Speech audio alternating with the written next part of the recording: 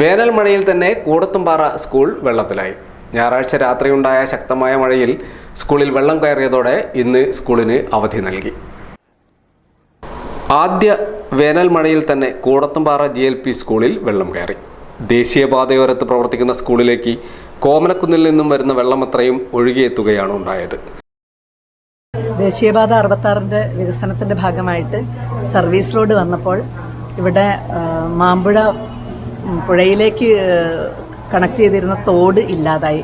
അതുകൊണ്ടാണ് കോമലക്കുന്നിൽ നിന്ന് ഒഴുകി വരുന്ന വെള്ളം മുഴുവൻ ഇന്നലത്തെ ഒരു വേനൽ മഴയുടെ ബാക്കിയായിട്ട് സ്കൂളിൽ മുറ്റത്ത് എല്ലാം ചളിവെള്ളം കെട്ടിക്കിടക്കുകയാണ്.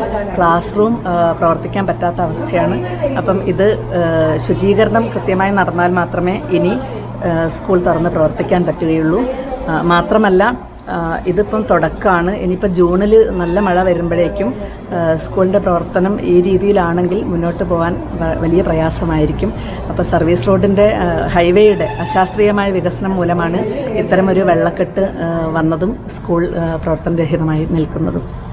മുമ്പ് സ്ഥലത്തുണ്ടായിരുന്ന വെള്ളം ഒഴിഞ്ഞുപോയിരുന്ന സ്ഥലമെല്ലാം തന്നെ ദേശീയപാതയ്ക്കായി ഏറ്റെടുത്തതോടെയാണ് പ്രദേശത്ത് വെള്ളക്കെട്ട് രൂക്ഷമായത്.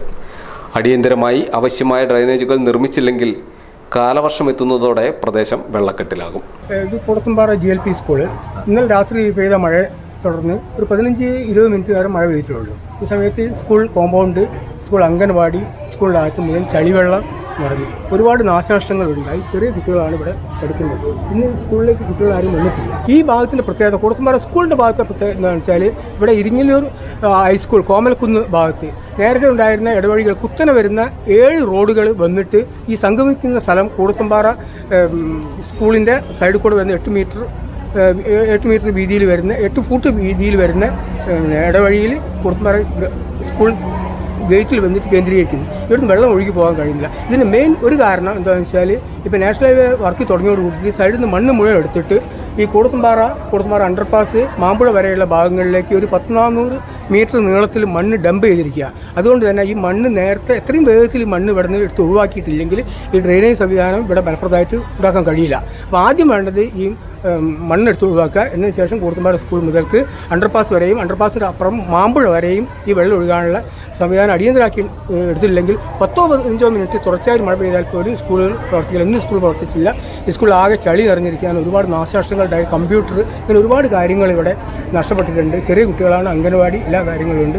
ഞങ്ങളെ എല്ലാ കാര്യങ്ങളും യഥാസമയം ഇവിടെ നാട്ടുകാരൊരു പ്രക്ഷോഭം നടത്തി നാഷണൽ ഹൈവേ കൂടെ ഒരു മനുഷ്യച്ചങ്ങല തീർത്ത് പഞ്ചായത്ത് പ്രസിഡന്റിനെ അറിയിച്ച് വാർഡ് മെമ്പറെ അറിയിച്ചിട്ടുണ്ട്. വാർഡ് മെമ്പർ സ്ഥിരമായി സജീവമായിട്ട് വാർഡ് മെമ്പറും പഞ്ചായത്ത് പ്രസിഡന്റും സ്ഥലത്ത് വന്ന് കാര്യങ്ങളൊക്കെ നടത്തുന്നുണ്ട്. പക്ഷേ ആത്യന്തികമായിട്ട് കാര്യങ്ങളിൽ എത്തുന്നില്ല.